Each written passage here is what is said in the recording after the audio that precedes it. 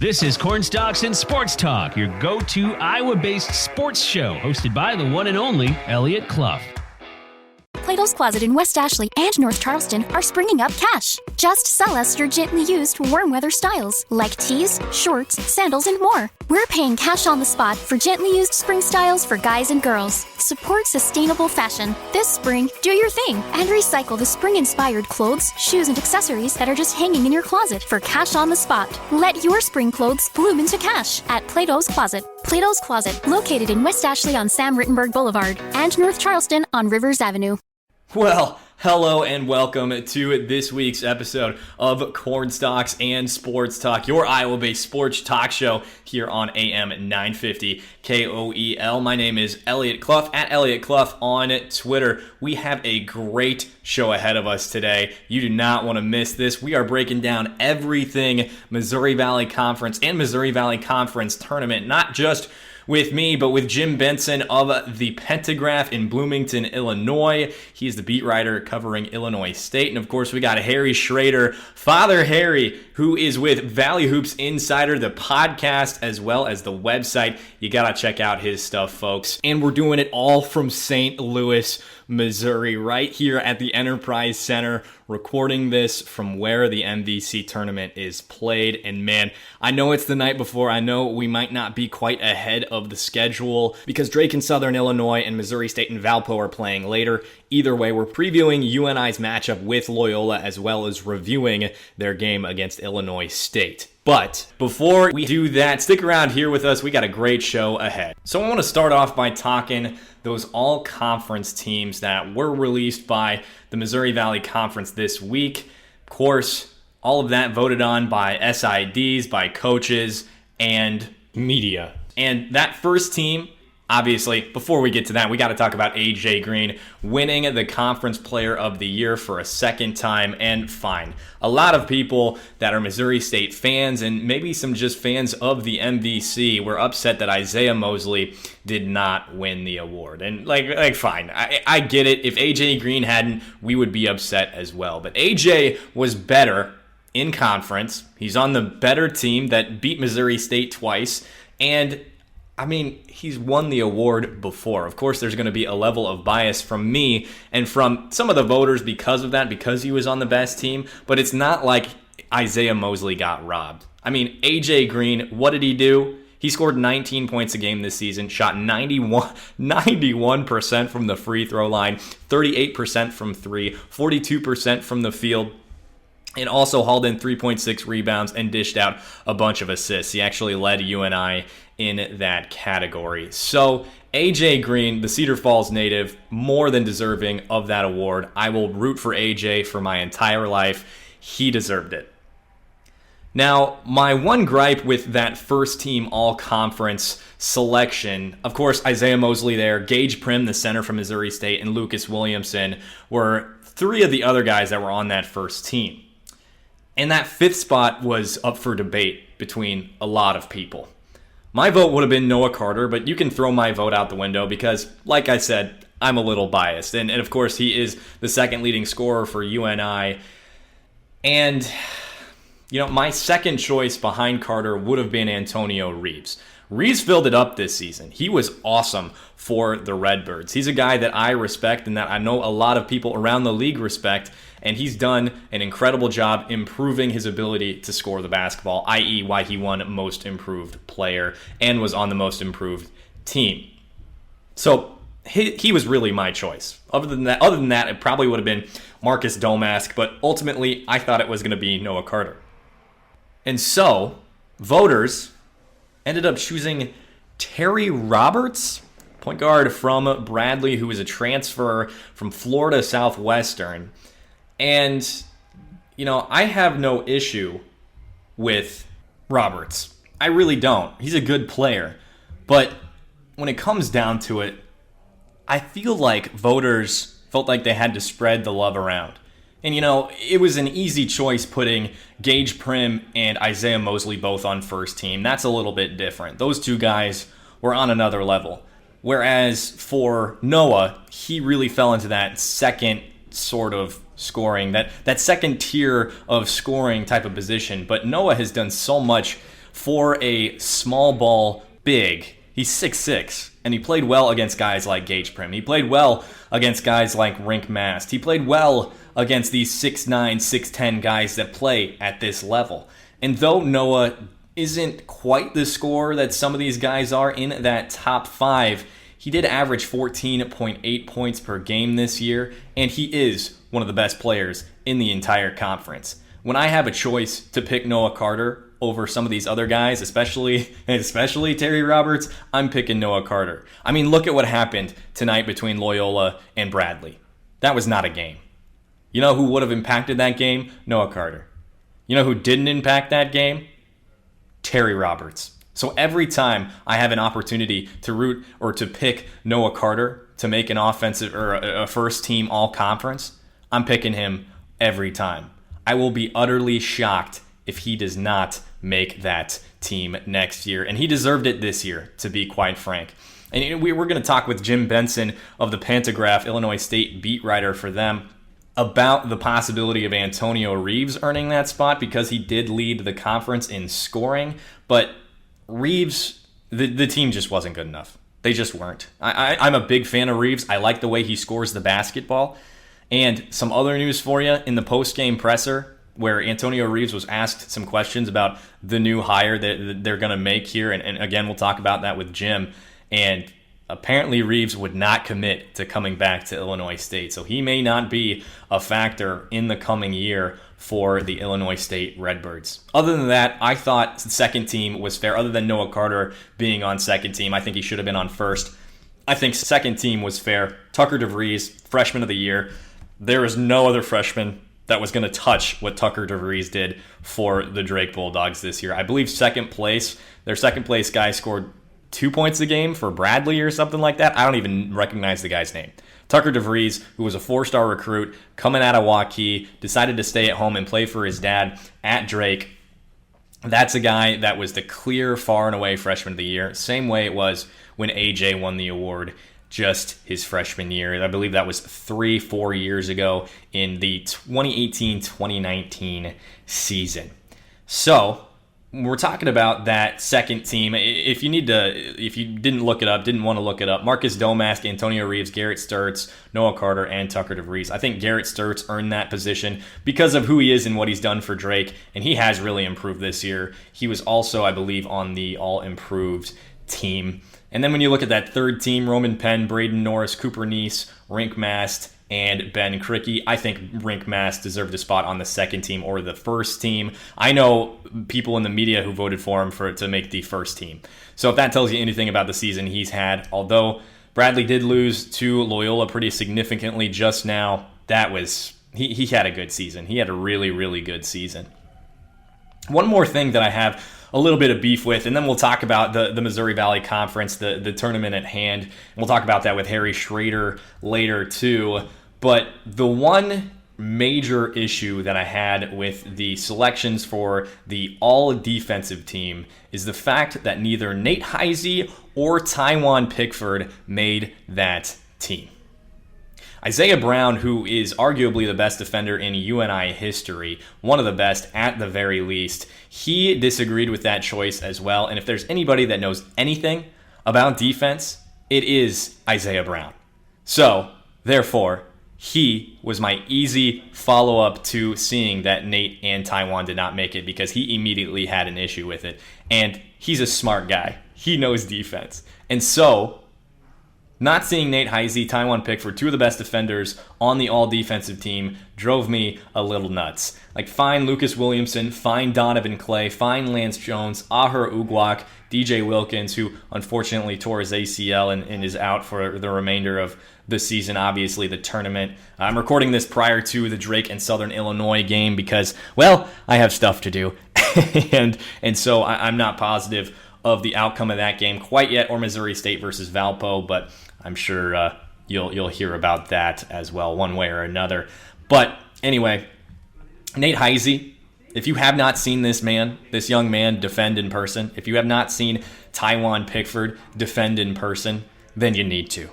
These guys are far and away two of the best defenders in the conference. For me, Nate Heisey, I tweeted this. At Eliot Clough on Twitter, by the way. You're listening to Cornstalks and Sports Talk here on AM 950 KOEL. Nate Heise, probably one of the most underrated players in the entire conference. I love everything he does for UNI basketball. When he's open in the corner for the three-point shot, he's drilling it every single time. And I know that's not about defense, but to see him defend in person, you see how much of an irritant he is. I know I tweeted this today, is that he started the game on Antonio Reeves, the leading scorer in the Missouri Valley Conference, and he's not on the all-defensive team. Okay, sure, that makes sense. No, it doesn't. Taiwan Pickford, another guy I would trust to guard Antonio Reeves, one of the best scorers in the Missouri Valley Conference, but didn't earn that spot. And I really thought that was BS. And I know some of their teammates agreed and had something to say on Twitter, and I completely am okay with that. I love them standing up for each other, even if it's just on social media. I'm a big fan. And so as we look at the tournament as a whole, UNI will be playing Loyola again tomorrow. We're going to preview that with Harry Schroeder here in a little bit after we talk with Jim Benson. But that one makes me nervous. And I know a lot of people were really looking forward to Bradley versus Loyola today, and Loyola just blew Bradley out of the water. And I think that is a credit not only to Drew Valentine, who has done an excellent job in his first year as head coach with Loyola. I think it's a credit to players like Lucas Williamson, like Braden Norris, for the type of leadership and the experience that they have at this level. And not only that, these role players like Tate Hall, like Ugwak, are guys that showed up today. They are really, really good basketball players. And Loyola Chicago is a damn good program. If you didn't know that, based on what we saw in the McLeod Center just about a week ago. And so this game coming up is going to be a dogfight. And I think whoever wins it is going to come out as the Missouri Valley Conference champion. And of course, we're going to talk about that with Harry Schroeder coming up from InsideValleyHoops.com and BustingBrackets.com as well. He's got that podcast, Inside Valley Hoops, as well. For right now, we're going to head to break. But when we come back, we're talking with Illinois State basketball beat writer Jim Benson from the Pantograph in Bloomington. You gotta want to stick around for that one. Once again, I am Eliot Clough. This is Cornstalks and Sports Talk. We will be right back.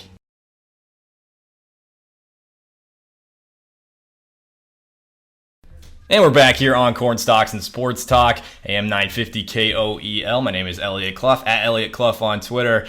UNI coming off a big victory today against Illinois State. Of course, that was in the MVC Tournament. They won at 78-65. The 1 seed defeated the 8 seed. And now, to talk about that game, we have got Illinois State basketball beat writer Jim Benson from the Pantograph in Bloomington. Jim, how are you doing? Pretty good, Eliot.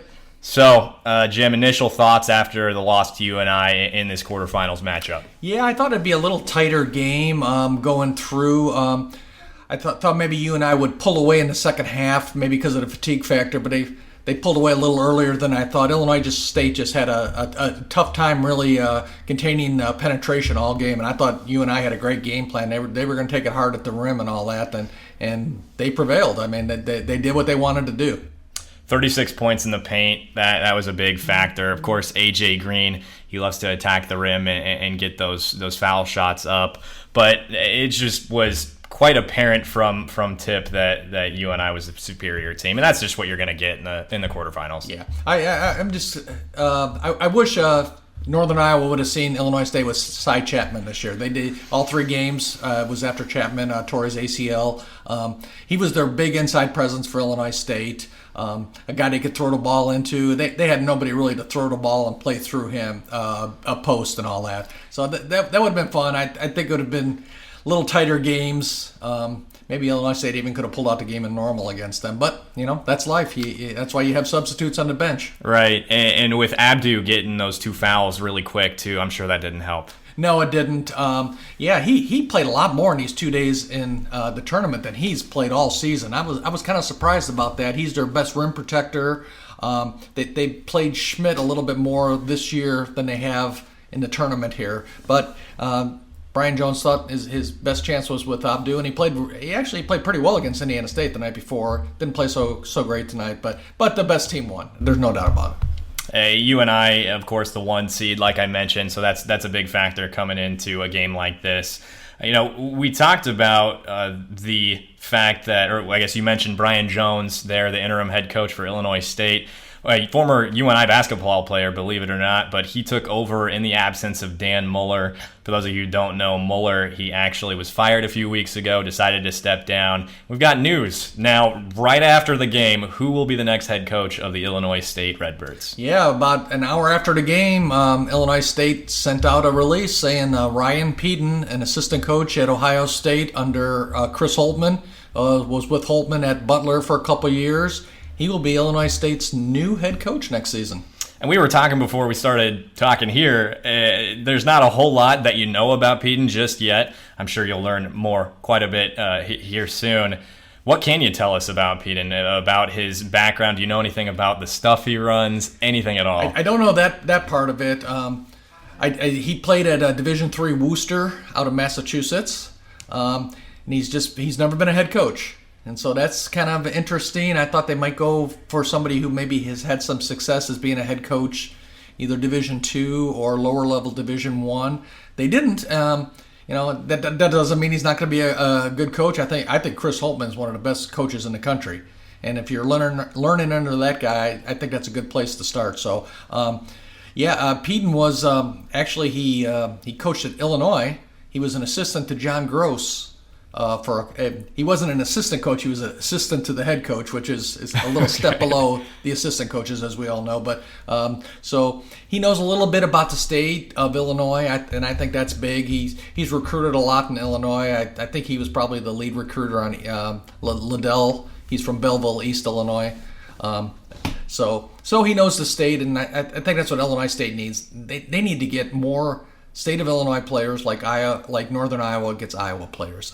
It just kind of always puzzled me that Dan Muller's group just never could get a lot of players from the state of Illinois. I never understood it. You're not going to get the players that the Power Fives are plucking out of Chicago and all that, and that's fine. But believe me, there's a heck of a lot of good players around Chicago and around the whole state, really, not just Chicago. Even in Bloomington Normal, there's some good players too. So I think. I would assume he's going to come in, he's going to have a press conference Monday, and he's going to tell everybody, we're going to kind of draw a circle around, 2 hours from Bloomington Normal. That's going to be our focus. I was going to say, Iowa has, I'm assuming, a significantly smaller population than Illinois does because of Chicago. And, you've seen it. They get quality players out of Iowa. Yeah. And, there's talent to be plucked in Illinois. And Northern Iowa, if you draw a circle or 2 hours around Bloomington Normal, they do it, and they get some players from Minneapolis. Jake knows where his recruiting base is. And every once in a while, I can't even remember the point guard. Oh, man, like in their 2010 or something like that. Farouk Manesh? Yes. Oh, not Farouk Manesh, the other guy who was the point guard. Oh, Quadzo? Yes. He's from Texas, I believe. Okay. So you get players every once in a while, a little out of your area. But Illinois State's recruiting base seemed to be the Southeast to me, and I never quite understood that. Sure. Of course, Isaiah Brown from Texas as well. Right, yeah, there we go. Yep. So occasionally we'll get out of the Midwest, but it makes sense to have this base here. I think it appeals to fans too. Oh, there's no doubt. There's no doubt. And the only guy in our rotation this year from the state of Illinois was Antonio Reeves. And I'm pretty sure in Muller's 10 years they had 2 players from the Chicago area, Antonio Reeves and Paris Lee. And they're both pretty damn good players. That is crazy. Yeah, I know. Wow. Yeah. And that's nothing necessarily against Muller. Great dude. Had some great years at Illinois State as well. Yeah. And the talent he had in 2017 was really good. But outside of Paris Lee, they were from all over the place. Yep, absolutely. And you mentioned Antonio Reeves, one of the best scorers in the Missouri Valley Conference this year. Despite the team's lack of success, he had a season that would have been worthy of a first-team spot in the Missouri Valley Conference, surely just based on the way he scored the basketball. Didn't end up getting that first-team spot. He ended up on second team. What do you have to say about that? Do you think, given the team's record, he still should have been given a shot to get that first team, or do you think he fell to the right place? I understand why he wasn't on the first team. When your team wins 5 conference games and finishes in 8th place, it's really hard to get somebody in the first team. Even if you're the leading scorer in the conference. And he was the leading scorer barely, and he might not be when Mosley's done with this tournament, just coming into the tournament in overall games, not in conference games. He was actually the third leading scorer in the conference games outside of Green and Mosley.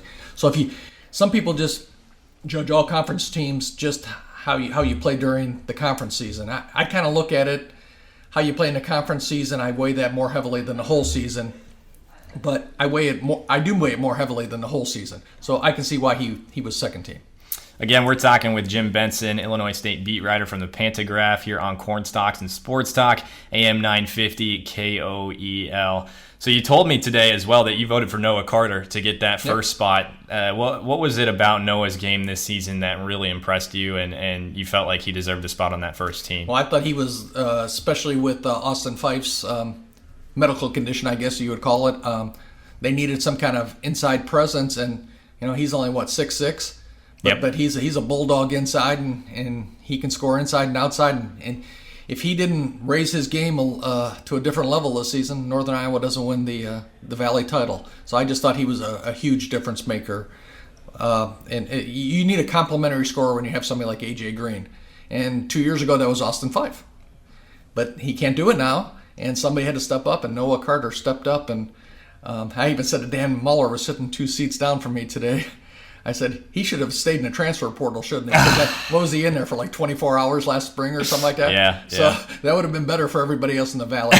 I just thought he had a tremendous season, and without him, they don't win the conference. And obviously, without A.J. Green, they don't win the conference. But, if you just had A.J. and you didn't have somebody to kind of take Fife's spot this year, as Noah did, they don't win the conference. UNI fans everywhere cringing at the idea of Noah Carter entering the transfer portal again, like you said. And I talked about it on our first segment here. He's been just so awesome this year. I talked with him on a different podcast, and he told me that in high school he was just a back-to-the-basket scorer. Mm-hmm. And he scores it right at the basket, and then he's got a three-point shot too. And he's efficient from the free throw line. Well, I'll tell you, the most deflating shot of this game was Illinois State had just taken a lead across, 19-18. He made a three-pointer, and then they come down, and Illinois State played great defense for 29 seconds, and then all of a sudden Carter had that ball at the top of the key, and he had to shoot the three, and he buried it, and that took a lot out of Illinois State, believe me. I mean, I don't think it would have made a difference in the outcome.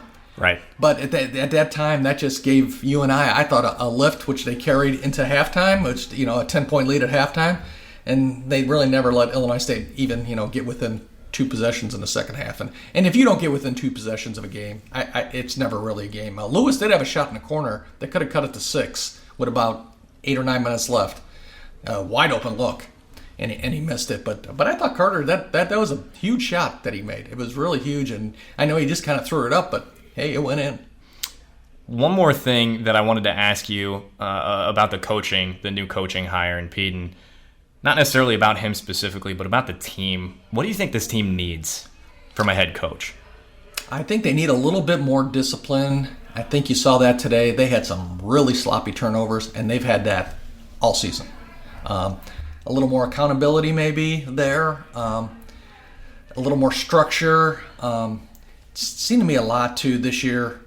Freeman would come, especially Freeman, it seemed like. He'd come in and just dribble the ball around for about 25 seconds, and everybody kind of stands still and all that. So I think they need just a little more structure and a lot more discipline.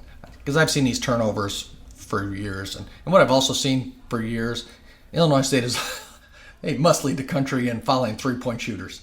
I mean, and I'm talking back probably about the last 5 years. They've just had a habit of just fouling 3-point shooters, and I think that's discipline. And I don't think we saw it the last 2 games here. Burhow got fouled right in front of me today, and they didn't call it. But they didn't call very many fouls in the first half anyway. But they just have a habit of just fouling 3-point shooters, and that's discipline, and that you need to go straight up instead of going at the guy. Mm-hmm. Staying on your feet from time to time, right, too. Right. So when you saw what you saw from UNI today, plus what you saw from them all season, you've seen them 3 times. Mm-hmm. What do you think this team is capable of? What do you expect for the rest of the tournament, considering, we know they're playing Loyola next round. That's going to be a tough one. Yeah, I expect a dogfight tomorrow. I mean, it's going to be a tough one. Loyola now they have a healthy Kennedy back. That's a big difference. Did he play Saturday? In the 102-96 game? No, he did not. I didn't think so. Okay, so he got his legs under him a little bit today. I wasn't able to watch too much of the game, but every once in a while I looked up and I saw him taking the ball to the basket. He's a kind of a difference maker too. They got a lot of weapons like UNI. I just think it's going to be a dogfight. I don't want to say this for UNI fans, but I think Loyola is a better defensive team than U of I. But that doesn't mean anything. I mean, UNI might score 102 points again and win. So, I mean, this is a little different UNI team than obviously Jake's past teams, which were totally relied on defense, it seemed like. But they played great defense today. They played great defense today. They made Illinois State work for every point they got. So that was Jim Benson, Illinois State basketball beat writer for the Pantagraph at PG_Benson on Twitter. Jim, thanks so much for joining us. Thank you, Eliot. Appreciate it. And that'll be it for Jim Benson here on today's show. But don't go anywhere. We got Harry Schroeder from Valley Hoops Insider and Busting Brackets joining us up next. This is Cornstalks and Sports Talk.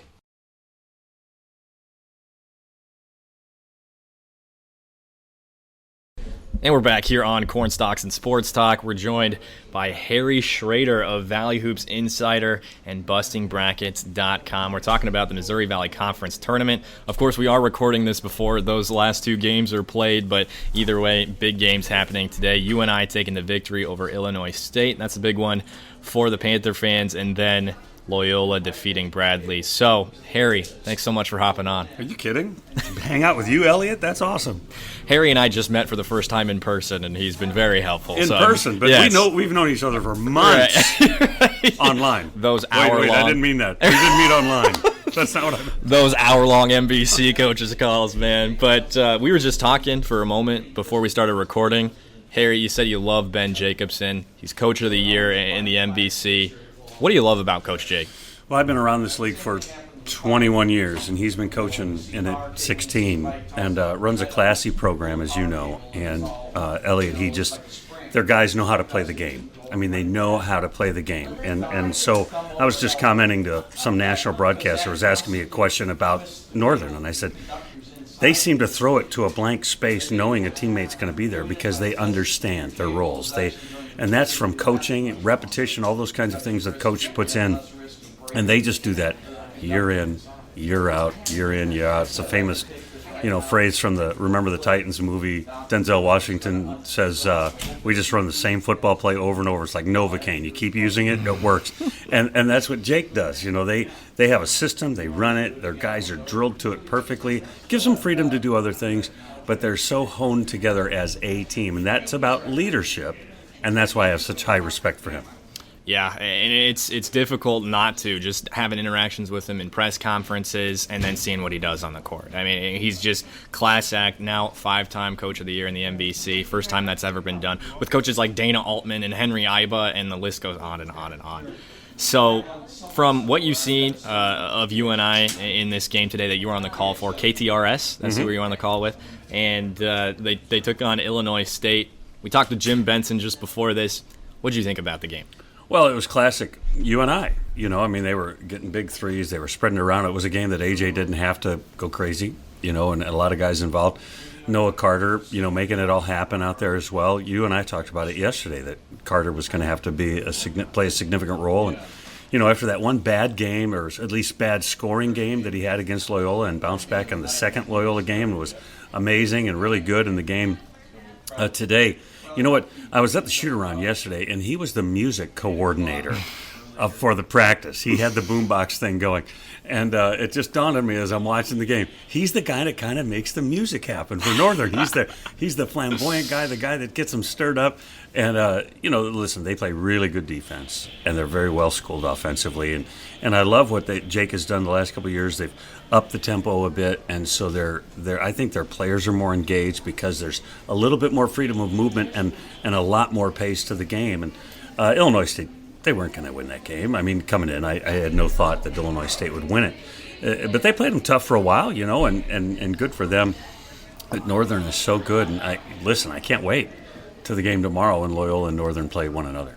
Man, and I told this to Jim earlier, I'm sure UNI fans were really pulling for Bradley in that one. Of course, Loyola separated themselves, and they are clearly one of the best teams in the conference. that matchup tomorrow is going to be something. What do you expect from that game tomorrow? Well, both these teams are old, right? They got veteran players that have been around the block. And, that game in Cedar Falls last weekend sold out. It's the last game of the year for all the marbles. And then it's not over. We have to go overtime to get all the marbles, right? Mm-hmm. It's just such a special environment. And I talked to Ahir Ugwak after the game when we did it here just a few minutes ago. And I said, what was that environment about? He said, well, that's why you play college basketball.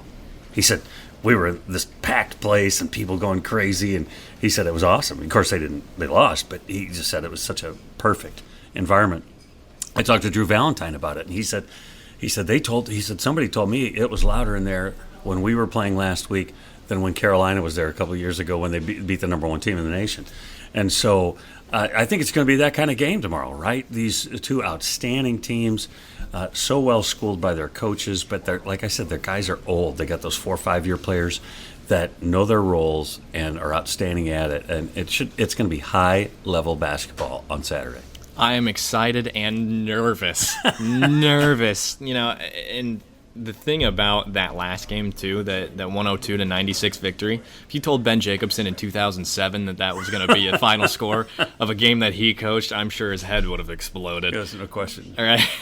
and I not to say that I expect something like that tomorrow, but that both teams can fill up the hoop. And the thing about Loyola, too, is they can get it from everywhere. Lucas Williamson, who is their best player, averages just 13.6 points per game. So they can do it so many different ways. Well, and both these teams are really that way. I mean, AJ ends up with the ball a lot and scores a ton, but if he's not the guy doing it, I mean, they've got 3 or 4 or 5 other guys that can do it as well. I think where Loyola has an advantage is they maybe have 8 guys, not 5. Right. They're a little deeper.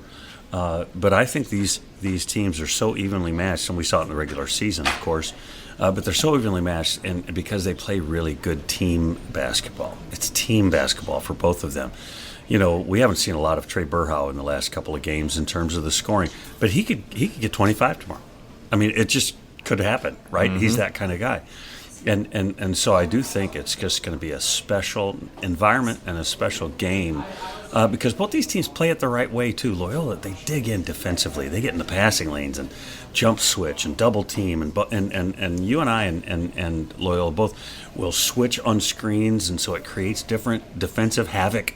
I can't wait till they match up. I think it's going to be, like I said, high-level basketball, and people watching it at home or watching it here at the arena are in for a treat. I don't have the stats in front of me, but from what I saw of the Loyola-Bradley game, it was like every single pass Loyola was getting their hand on the ball. They were. And UNI forced 15 turnovers today against Illinois State. Oh, it's going to be a barn burner, and I'm just it's just going to be such a good game. And like I said, I'm nervous, and this is just the semifinals. That is the epitome of what the Valley is right there. You're exactly right. And so then you think about it. Let's say UNI wins that game, and Missouri State takes care of business. Then they've got Missouri State, a team that they swept in the regular season.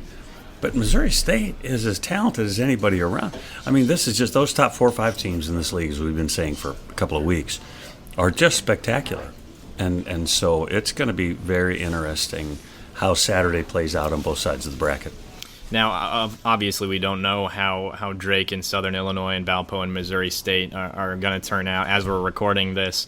And you can make fun of us if you're listening right now and something else happens. But what I'm expecting is Drake and Missouri State to advance. The one that I see being susceptible is Drake to Southern Illinois because that game was so close. Obviously, DJ Wilkins going down, which you hate to see.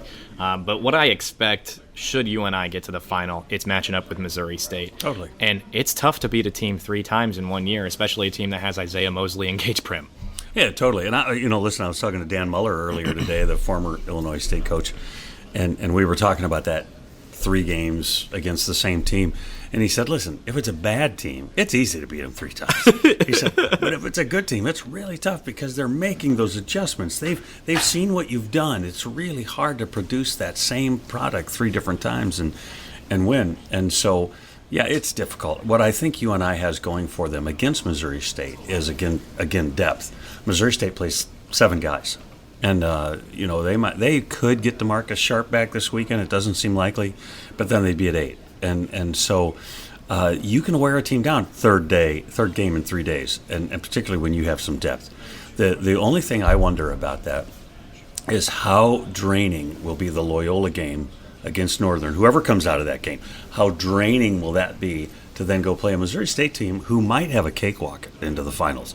They're gonna, like you said, we're recording it. They're gonna crush Valpo. Yeah. And then in the semifinals, if you've got Drake, you've got a team that only plays 6 or 7 guys that just had to beat somebody, or you're going to play a Southern team that struggles to score. Missouri State can score, folks. And so it's the understatement of the year. And so I just think that Missouri State, if it goes the way I think, they're going to come to Sunday fairly rested. And so I just do think whoever, Loyola or Northern, that comes out of the other semifinal, however difficult that other semifinal game is going to have huge bearing on the Sunday game. It is. It really is. And when you think about the Missouri State, assuming they face Drake, but again, that's up in the air. Southern Illinois has been playing really good ball lately. Their defense is up there. It's one of the best in the league, that's for sure. Yeah. And so in a game where, let's say Drake advances, they play Missouri State, both of these teams aren't very deep. Do you think that would factor in Missouri State having not necessarily having their legs as they normally would in that game on Sunday? I do think it's difficult in this environment because it's 3 games in 3 days. But Missouri State and Drake have both been playing these guys these minutes all season long. That's true. So it's not something new. Now it is back-to-back-to-back games, and so it's a different factor. But I just think they're so used to it, by now. And Dana Ford and Darren DeVries are as good a coaches as there are out there. Yep. And they're going to have their guys focused properly. You notice today that Illinois State in that game, some guys played today that didn't play yesterday. They played token minutes here and there because they were just giving a guy a 1-minute break, a 2-minute break.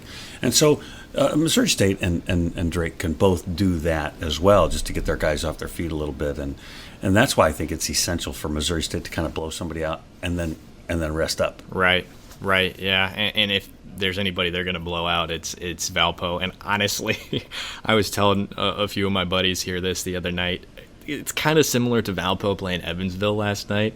It's like a formality. Well, you don't want to be disrespectful, right? I don't want to be. Okay. But I was on some radio show the other day, and they said, well, break down the bracket. I said, Evansville's not going to win a game. Yeah. And they just don't have the talent. Listen, I'm a Todd Licklider guy. I loved his post-game comments last night because there were some questions. People were saying, hey, do you think maybe he's going to hang it up? And he was on the podium last night. He said, this is the right place with the right guys, and we're going to build this thing. Like you've talked to him, Eliot. He's kind of like, well, gee whiz. Last night he was like fiery. And I'm like, come on, dude. And so I've got expectation for Evansville. I didn't have any this year. But I've got expectation that they'll turn. I thought Blake Sisley showed me a lot this weekend. I think they've got a piece or two that you can build on, and they'll find players. There's guys out there, and so like I said, I don't want to be disrespectful, but they were just outgunned in that game yesterday, and I think Valparaiso. Listen, they could give Missouri State some problems if Kithier can play and stay in the game with his bad back, and Sheldon Edwards can kind of go off and hit a bunch of threes or something. I mean, it's all have to break right, but they've got talent. Right. Big Ten transfers. Yeah, I mean, they've got talent. But listen, Valpo, Evansville, Southern, Illinois State, Indiana State, their record against those top 4 teams was abysmal. Yeah. And so somebody asked me before the DJ Wilkins injury, can Southern win the tournament? I said, they went 0-8 against the top 4 teams. No, they can't. Yeah. Now they could, right? Anything. Now with DJ out, I kind of think they're going to win that game. And but I don't think they have the firepower to stay with the Bears. Sure. Yeah, it's not a lot of teams would be able to stay with the Bears. They're just able to score it like none other with those 2 players in Mosley and engage Prim. Now, I know in your preview, I believe it was on Busting Brackets, which, by the way, we're talking with Harry Schroeder of BustingBrackets.com and Valley Hoops Insider here on Cornstalks and Sports Talk. Harry, your choice was Missouri State heading into the tournament. Are you still standing pat on that? Oh, I wrote the article. I can't be jumping ship now. Yeah, I am, and for two factors, right? They were undefeated against every team on their side of the bracket. They're going to be in the final, is what I have to assume. And then I do think the war that will be Northern and Loyola on Saturday gives them a huge edge on Sunday. And Dana Ford, he's how can I say this? He's determined. Coming into the season, I ranked them lower than most people did because his teams normally didn't beat the better teams in the league. They went 5-3 against those other best teams this year. They proved they could win the big game. And so this is the ultimate test, right, to do it on a Sunday in St. Louis.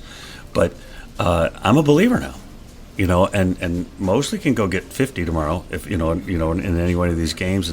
But I think the difference actually is Gage Prim, because there's no other team in this league that has a guy like Prim. Nobody else has that guy inside that can just dominate. Now, Loyola will run 2 or 3 guys at you, and when Austin Fife can play, he's certainly very capable. And Carter's done a great job in the 5, but he's not that guy in the block that can be a difference maker in the block. And I think Prim is the difference maker, as it will prove out on Sunday. That it will be a very, very, very good game, assuming that's the way it falls. Even if it's Loyola versus Missouri State, that'll be a great game too. Ultimately, do you see UNI getting past Loyola tomorrow, and then UNI has a shot against Missouri State, right? Oh, well, sure, but Loyola and Northern do. Right. Northern beat Missouri State twice, and so absolutely, So I think, to me, it's those 2 games that I'm really zeroed in on, right? The Loyola Northern one, as well as then the final, Missouri State and whoever. And certainly, listen, Ben Jacobson, we started the conversation talking about Ben. He knows how to get his guys in the right spot in the right ways, and they're motivated.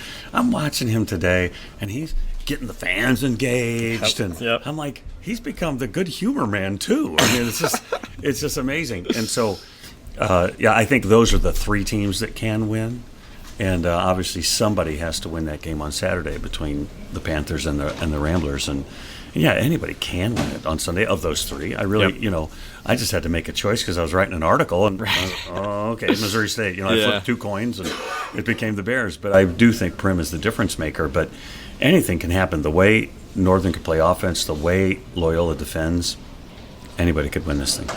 Again, that is Harry Schroeder of BustingBrackets.com and Valley Hoops Insider at FatherHarry1 on Twitter. That man is a legend here in the MVC. Harry, thanks so much for hopping on with us. Are you kidding? And no legend here, but Eliot, thanks. And that's going to do it for this week's episode of Cornstalks and Sports Talk. If you missed any part of today's show, you can check it out on Apple Podcasts, Spotify, Google Play, wherever you listen to podcasts. And of course, leave that 5-star rate and review, subscribe while you're there. It's a great place to catch up on Iowa-based sports. This week, a little more of a Missouri Valley Conference emphasis and UNI emphasis, but either way, a great place to listen about your favorite sports teams here in Iowa. So once again, folks, my name is Eliot Clough, at Eliot Clough on Twitter, and this was Cornstalks and Sports Talk. You know how to book flights and hotels. All you're missing is a tool to plan the travel experiences you'll have once you arrive. That's why you need Viator. Book guided tours, excursions, and more in one place. There are over 300,000 travel experiences to choose from, so you can find something for everyone. And Viator offers free cancellation and 24/7 customer support for worry-free travel. Download the Viator app now and use code Viator10 for 10% off your first booking in the app. Find travel experiences for you. Do more with Viator.